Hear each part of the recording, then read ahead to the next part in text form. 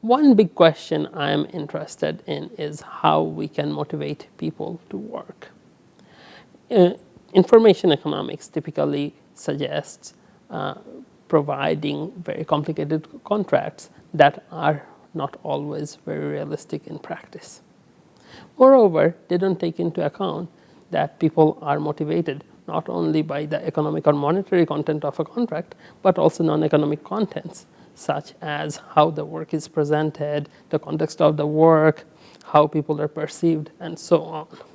In my research, I try to investigate if we can interact the psychological and monetary effects of incentives to design simple contracts that can increase worker productivity.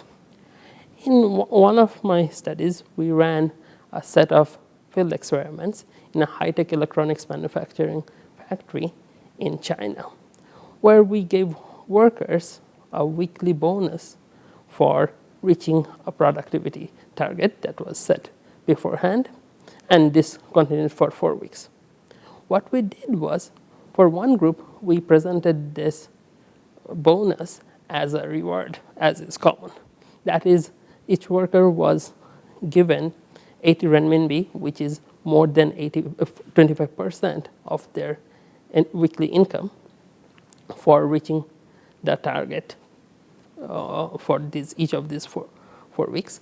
The other group, we actually promised them 320 renminbi at the end of the 4 weeks, unconditionally. But then we said each week where you fail to reach the target, we'll take away 80 renminbi from this 320 renminbi. So the same bonus was presented as a punishment. The economic content-wise, these two contracts are exactly the same. However, how people perceive the contracts probably are very different. Unsurprisingly, both bonus schemes improve productivity, but the increase in productivity was higher for people or workers who received the bonus as a punishment. The size of it was 1%, which may not seem large, but recall that this difference came truly from just changing the language of the contract. And also it was persistent throughout our experiments. So 1% difference in productivity, if persistent, may mean the difference between a developed country and a developing country.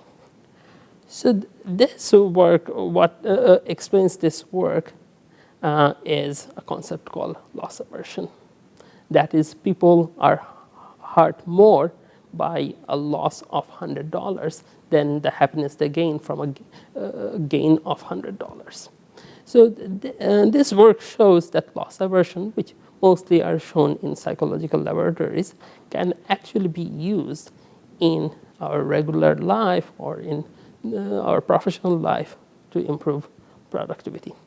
Also, with some other follow-up work, we show that while loss aversion works or this kind of framing works, we also have to be careful about the interaction of both the economic contents and psychological contents. And to design contracts or even policy, we need to be careful about the whole picture and how the two effects interact.